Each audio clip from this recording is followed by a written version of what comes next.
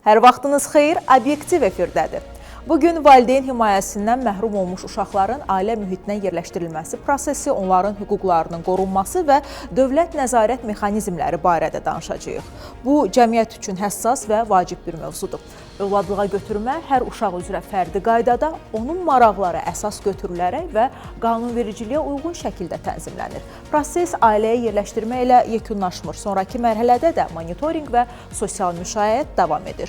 Studiyamızda mövzu ilə bağlı suallara aydınlıq gətirəcək, məsələlərə obyektiv və ətraflı şəkildə toxunacağıq. Mövzumuz övladlığa götürmədirsə, ilk ağla gələn məsələlərdən biri bu uşaqlara sahiblənən şəxs və ya ailələrin sayıdır. Bəli, cari dövrdə övladlığa verilən müəssisələr düşməsinin qarşısı alınan uşaqların sayı haqda məlumatımız var. Dost TV həftənin sosial xülasəsi ilə bu və digər xəbərlər barədə təfərrüatları birbaşa bağlantı ilə təqdim edir. Hər vaxtınız xeyir, Əsmər, söz sizdə. Salam, hər vaxtınız xeyir olsun xanım. Sizi və tamaşaçıları Dost TV-nin studiyasından salamlayıram. Həftənin əsas sosial xəbərləri ilə qarşınızdayıq. Dost İnklüziv İnkişaf və Yaradıcılıq Mərkəzi və filiallarında ötən dövrdə həssas qruplara aid 920 nəfərdən çox şəxsə xidmət göstərilib. Onlardan 700 nəfəri əlilliyi olan şəxslərdir. Mərkəz onun Bərdə və İsmayıllıdakı Dost evi filiallarında həssas qruplara aid şəxslərin təlimlər vasitəsilə yaradıcı potensialı, bacarıqları inkişaf etdirilir və onların cəmiyyətə inteqrasiyasına dəstək göstərilir. Ötən dövrdə Sosial Xidmətlər Agentliyi tərəfindən 836 uşaq övladlığa verilib. Onlardan 422 nəfəri oğlan, 414 nəfəri qızdır. Reinteqrasiya tədbirləri nəticəsində indiyədək dövlət uşaq müəssisələrindən 854 uşaq öz ailələrinə qaytarılıb, 856 uşağın ailələri tərəfindən müəssisələrə verilməsinin qarşısı alınaraq uşaqların öz ailələrində saxlanılması təmin olunub. Nazirlik tərəfindən aktiv məşğulluq proqramlarının əhatə dairəsi ildən ilə genişlənməklə bu proqramlara cəlb edilənlərin sayı da ciddi şəkildə artıb. 2018-ci ilə nisbətən 2025-ci ildə işlə təmin olunanların sayı 3,6 dəfə artaraq 189 min nəfər, özünü məşğulluq proqramına cəlb edilənlərin sayı 2,7 dəfə artaraq 16,8 min nəfər təşkil edib. Dövlət Sosial Müdafiə Fondu tərəfindən Bakı, Sumqayıt şəhərləri və Abşeron rayonu üzrə fevral ayının pensiyaları ödənilib. Habelə Naxçıvan Muxtar Respublikası üzrə də bu ayın pensiya ödənişi həyata keçirilib. Qeyd eləyək ki, fevral ayının pensiyaları yeni artımlarla birgə ödənilib. Həmçinin indeksləşdirmə üzrə yanvar ayının artımı fevral ayının pensiyasına əlavə olunub. Bu ilin yanvar ayında DOST mərkəzlərində 86 min vətəndaşa xidmət göstərilib. Onlara göstərilən DOST xidmətlərindən məmnunluq səviyyəsi 99,4% olub. 2019-cu ilin may ayından ötən dövrdə ölkəmizdə 7 DOST mərkəzi, Zəngilanın Ağalı kəndində Smart DOST xidmət məntəqəsi, Qarabağ Regional DOST mərkəzinin Şuşa və Tərtərdə filialları, Kəlbəcər və Füzulidə DOST məntəqələri açılıb. Belə hörmətli tamaşaçılar, mənim sizə bu həftəlik çatdıracaqlarım bu qədər. Obyektiv davam edir. Diqqətiniz Real TV-də olsun. Hələlik. Bəli, Dost TV-dən efir növbəsində Əsmər Nəcməddin qızı idi. Hər həftə Obyektivdə həftənin sosial xülasəsini birbaşa izləmə imkanımız olur. Bağlantı üçün təşəkkür edirik. Bir daha xatırladım ki, bugün övladlığa götürmə və himayədar ailə proqramı ilə bağlı əsas məqamları və tətbiq olunan prosedurları aydınlaşdıracağıq. Əmək və Əhalinin Sosial Müdafiəsi Nazirliyinin aparatının övladlığa götürmə və alternativ qayğı siyasəti şöbəsinin müdir müavini Tokay Bayramov studiyamızın qonağıdır. Tokay müəllim, xoş gəlmisiniz, xoş gördük sizi studiyamızda. Xoş gününüz olsun, təşəkkür edirəm dəvətinizə görə. Biz obyektiv olaraq bir müddət öncə də övladlığa götürmə, himayədar ailə məsələsini gündəmə gətirmişdik. Bu elə bir mövzudur ki, daim diqqətdə saxlamağa, maarifləndirməyə ehtiyac duyulur. Və istərdim bugünkü söhbətimizi də, prosesi də addım-addım izah edək ki, bəlkə bizi izləyən şəxslər arasında ailələr var ki, onlar övlad götürmək istəyirlər, uşaq götürmək istəyirlər və onlar üçün də bu proses barədə biraz təəssürat yaranmasına təkan verək. İlk öncə dəvətinizə görə təşəkkürümü bildirirəm və bu mövzuya həmişə siz toxunmusunuz, həmişə diqqət nəzarətinə saxlamısınız. Çünki bu doğrudan da çox cəmiyyətimizə həm lazımı olan bir məlumatdır, həm də ki, orada həmin məlumatın toxunacaq şəxslər doğrudan da əhalimizin həssas bir qoludur, həssas bir hissəsidir. Yəni, bu valideyn himayəsindən məhrum olmuş uşaqlara aid olan bir şeydir. Zaten bu uşaqlar valideyn himayəsindən məhrum olub, zaten bu uşaqlar müəssisələrə düşür və orada da nə qədər də yaxşı bir mühit olsa da, yenə hər bir halda ailə deyil. Ancaq buna baxmayaraq, mən sizə bir şey bildirim ki, ölkə başçımızın 2018-ci və 2022-ci il tarixli müvafiq fərmanlarına görə həm övladlığa götürmə səlahiyyətləri, həm himayədar ailəyə verilmə səlahiyyətləri Əmək və Sosial Müdafiəsi Nazirliyinə həvalə edildi və əvvəlki, belə deyək də, sistemdən fərqli olaraq burada qurum olaraq biz daha təkmil bir sistem yaratdıq. Təkmil sistem nədən ibarətdir? Birincisi, biz konkret olaraq addımları müəyyən etdik ki, hansı addımlar atılmalıdır və hansı şəxslər həm övladlığa götürə bilər, həm himayədar valideyn ola bilər və fərqləri nədir? Çünki bəzən cəmiyyətimizdə himayədar valideyn anlayışını qəyyumu ilə səhv salırlar və yaxud da ki, övladlığa götürməklə himayədar prosedurun özünü də səhv salırlar. Düzdür, oxşar cəhətləri çoxdur, ancaq fərqli cəhətləri çoxdur. Elementar bir misal çəkim, himayədar övladlığa götürülmüş uşaqlar valideynlərin artıq hüquqi varisi sayılır. Himayədar valideynlə uşağın hər hansı bir hüquqi əlaqələri yaranmır. Yəni, o müvəqqətidir, ailə əsaslı bir xidmətdir, dövlət nəzarətində aparılan bir nəzarətdir, müvəqqəti və ödənişli bir xidmətdir. Ancaq valideyn himayəsi və övladlığa götürmək isə sırf valideyn, belə deyək, şəxslərin valideyn olmaq hissini özündə, belə deyək, gerçəkləşdirmək üçün atdıqları addımdır.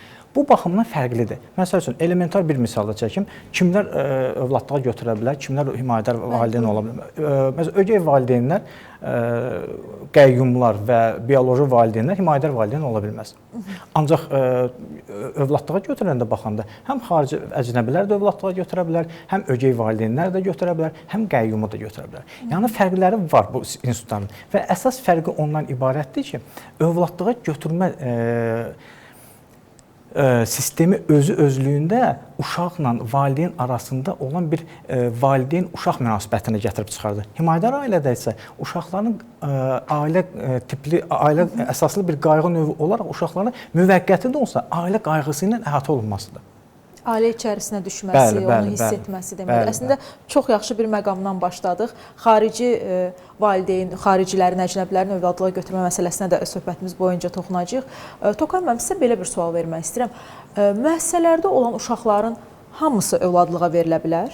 Xeyr, deməli, müəssisədə olan ancaq o uşaqlar övladlığa verilə bilər ki, onlar övladlığa verilə bilən statusu əldə etmiş olsun. Yəni, bunlar hansılardır? Bunlar ya valideynləri məlum olmayan uşaqlardır, ya valideyn hüququndan məhrum edilmiş uşaqlardır və yaxud da valideynləri özləri imtina etmiş uşaqlardır və yaxud da ki, valideynləri vəfat etmiş uşaqlardır. Yəni, biz müəssisəyə düşmüş bütün uşaqları övladlığa verilə bilərik kimi yanaşmamız yoxdur.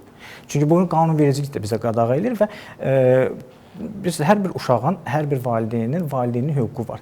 Bu gün ola bilsin ki, insandır da hansısa bir səbəbdən, tutalım maddi sıxıntısı ilə bağlama və yaxud da ki, cəmiyyətimizin bəzi qəbul edilməyən məsələləri ilə əsaslanaraq uşağı müəssisəyə qoyub, müvəqqəti qoya bilər və yaxud da ki, xaricə hər hansı bir məsələ ilə bağlı gediblərsə, uzun müddətli, 1 il, 2 il. Yəni, biz ondan istifadə edib də uşağı ailəsindən almağımız düzgün yanaşma deyil, düzgün deyil. Və buna da bizim məhkəmələrimiz də açığını sizə deyim, bu məsələyə açıq deyirlər.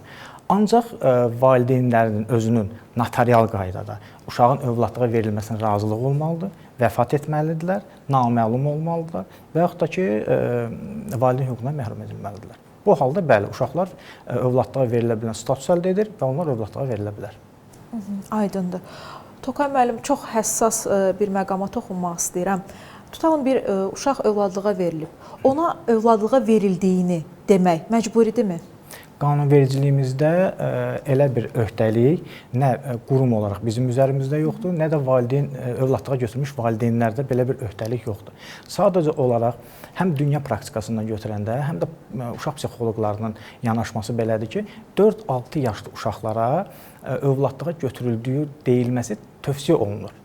Ki bu gələcək, bu nəyə görə belədir? Yəni gələcəkdə həmin uşağın böyüdükdən sonra həmin valideynlər özünə doğma bioloji valideyn bildikdən sonra kimsə ona desə, o daha böyük bir sarsıntı keçirdə bilər, daha böyük bir belə deyək, stres keçirdə bilər. Nəinki uşaqlıqda ona deyilsəydi və o fikirdən artıq böyüsəydi. Yəni bu baxımdan ancaq belə bir öhdəlik yoxdur.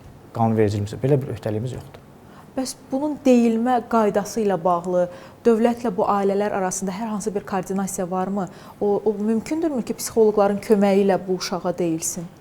Elə bir öhdəlik olmadığına görə, yəni bu məsələ artıq belə deyək də, övladlığa götürmüş valideynlərin özlərindən çox şey asılıdır. Tutalım belə deyək, əgər onlar bizim sosial işçilərə və yaxud uşaq psixoloqlarımıza bildirsə ki, mən uşağı övladlığa götürdüyünü bildirmək istəyirəmsə, bu halda artıq bizim qurum onlardan belə deyək, işə başlayır. Bəli, bütün hallarda uşağın həssas psixologiyası nəzərə alınmalıdır. Çünki o bizim cəmiyyətimizin gələcəyidir, hər birisi.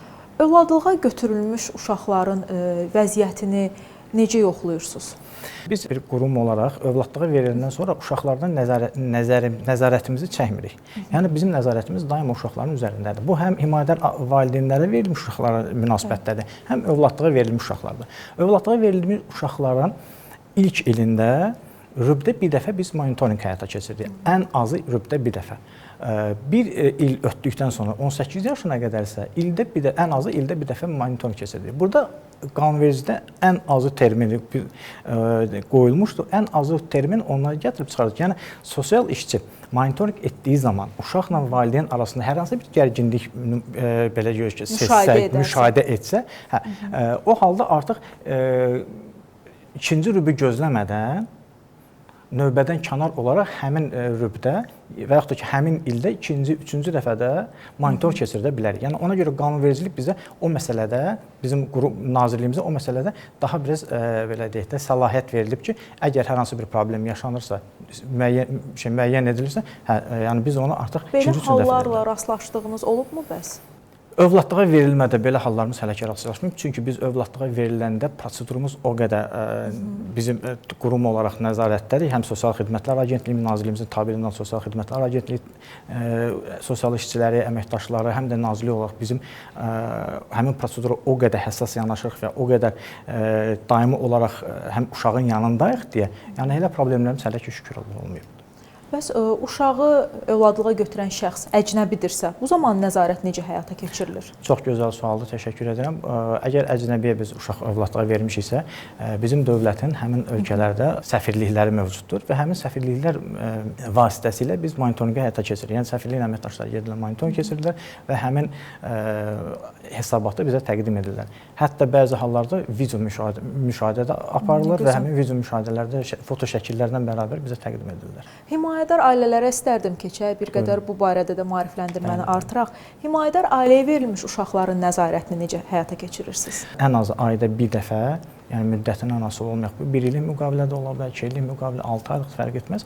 Yəni qısa müddətli, uzun müddətli müqaviləsində asılı olmayaraq, ayda bir dəfədən az olmayaraq monitorinq keçirilir. Bu halda da yenə qanunvericilik bizə ən azı olaraq bir hüquq verir ki, yəni əgər hər hansı bir problem yaşansa, müşahidə etsək, artıq biz ona növbədən kənar həmin müddət ərzində yenə də monitorinq apara bilərik.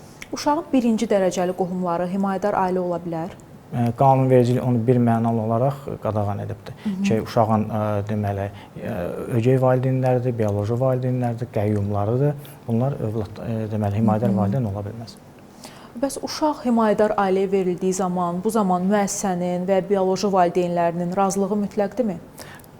Bununla da bağlı bizim qanunvericiliyimiz konkret olaraq həmin sadaladığınız şəxslərin razılığını alınmasını qəti olaraq rədd edir. Yəni onların razılığı tələb olunmur. Himayədar ailələrə yalnız müəssisədə məskunlaşan uşaqlar verilir? Mütləq deyil ki, müəssisədə olsun. Hətta quruma məlumat daxil olsa ki, uşaq düşə bilər müəssisəyə, o halda biz artıq reaksiya veririk və uşağın himayədar valideyn yanına yerləşdirmə məsələsinin prosedurunu başlaya bilərik. Yəni mütləq deyil ki, müəssisədə olun. Tokay müəllim, istərdim 18 yaşınadək əlilliyi olan uşaqlar məsələsinə də toxunaq. Onların övladlığa götürülməsi ilə bağlı geniş maarifləndirilmə işi aparılır, bu görülür və bir neçə verişimizdə məhz bu məsələyə də toxunmuşuq. Hazırda vəziyyət necədir? Əlilliyi olan uşaqların övladlığa götürülməsi məsələsi çox çətindir. Yəni heç bir şəxs istəmir ki, əlilliyi olan uşağı övladlığa götürsün. Çox nadir hallarda olur. Düzdür, vermişik. Yəni elə bir bizim son illərdə, keçən ildə bizim deməli əlilliyi olan uşaqlarımızı övladlığa vermişik. Lakin kütləvi deyil. Çox az bir saydadır. Ya biz cəmiyyət olaraq buna hazır deyilik, ola bilər və yaxud da ki yetərincə bəlkə də təbliğat aparılmır. Bu da ola bilər. Ancaq reallıq ondan ibarətdir ki, hazırda əlilliyi olan uşaqların övladlığa götürülməsi biz istədiyimiz kimi, cəmiyyət olaraq, yəni biz qurum olaraq yox, cəmiyyət olaraq istədiyimiz kimi deyil. Bir məqamı dönə-dönə qeyd etməliyik ki, xüsusi qayğıya və əlavə dəstəyə ehtiyacı olan uşaqların arzuları, hissləri və gələcəklə bağlı ümidləri digər uşaqlardan fərqlənmir. Əlilliyi olan uşaqların ailə mühitinə qovuşması üçün dövlət proqramları var, mövcud imkanlar və bu istiqamətdə real vəziyyət haqqında sujetimizi təqdim edirik. Azərbaycanda uşaqların övladlığa verilməsi zamanı bir sıra stimullaşdırıcı tədbirlər nəzərdə tutulur. Bu tədbirlər sayəsində övladlığa götürmə, sağlamlıq vəziyyətindən və müxtəlif diaqnozlarından asılı olmayaraq hər bir uşağın ailə mühitində böyüməsinə imkan yaradır. 18 yaşınadək əlilliyi olan uşağın övladlığa götürülməsi zamanı aylıq 600 manat məbləğində müavinət nəzərdə tutulmuşdur. Eyni zamanda 3 yaşdan yuxarı bir uşağın övladlığa götürülməsi zamanı sağlamlıq vəziyyətindən əlilliyin olub-olmamasından asılı olmayaraq 240 manat məbləğində aylıq müavinət nəzərdə tutulmuşdur.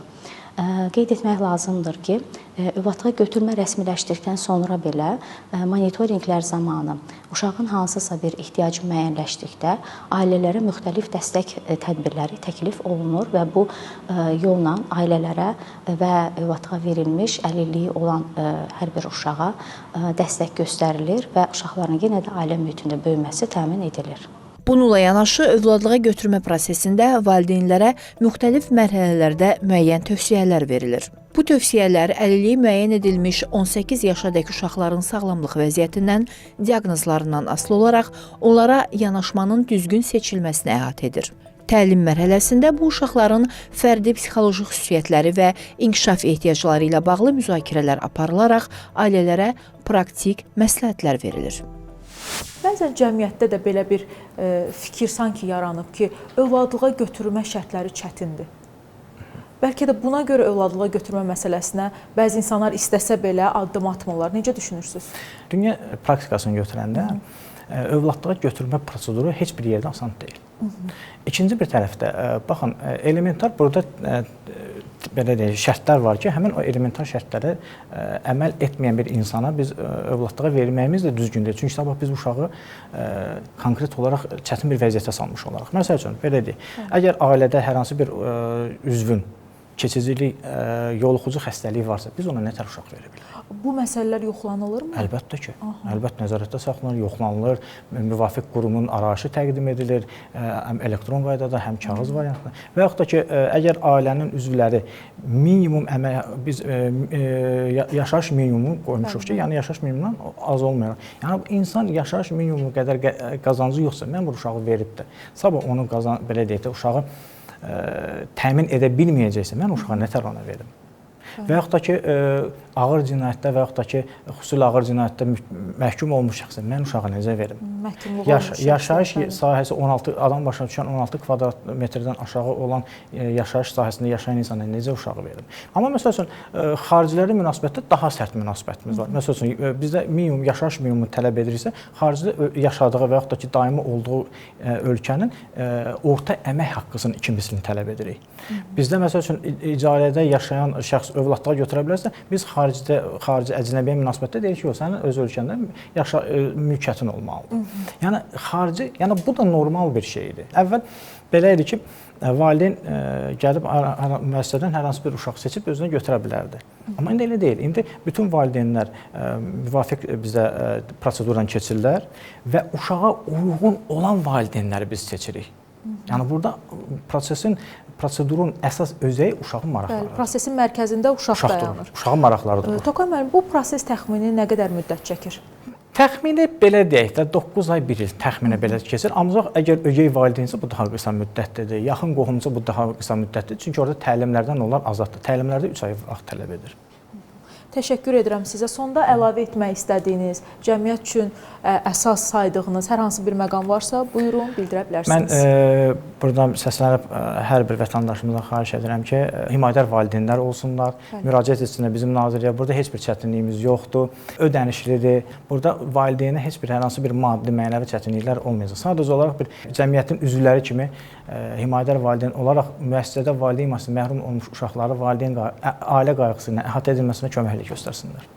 Təşəkkür edirəm sizə və ümid edirəm ki, himayədar ailə olmaq istəyən şəxslərin sayı artacaq. Çünki siz də qeyd etdiyiniz kimi stimullaşdırıcı tədbirlər də var ki, tək ki bu uşaqlar da sevgi, qayğı ilə əhatələnsinlər. Minnətdaram və işlərinizdə uğurlar arzulayıram. Təşəkkür edirəm, çox sağ olun. Bəli, qonağımızla söhbətimizi izlədiniz. Müəssisələrdə dövlətin himayəsində olan uşaqların həyatında dönüş nöqtəsi olmaq, onların gələcəyinə dəstək vermək istəyən şəxslər və ailələr məsuliyyətli və düşünülmüş qərarla bu nəcib missiyaya qoşula bilərlər. Hər uşaq ailə mühitində böyüməyə, sevgi və qayğıya layiqdir. Bizi izlədiyiniz üçün təşəkkür edirik. Hələlik.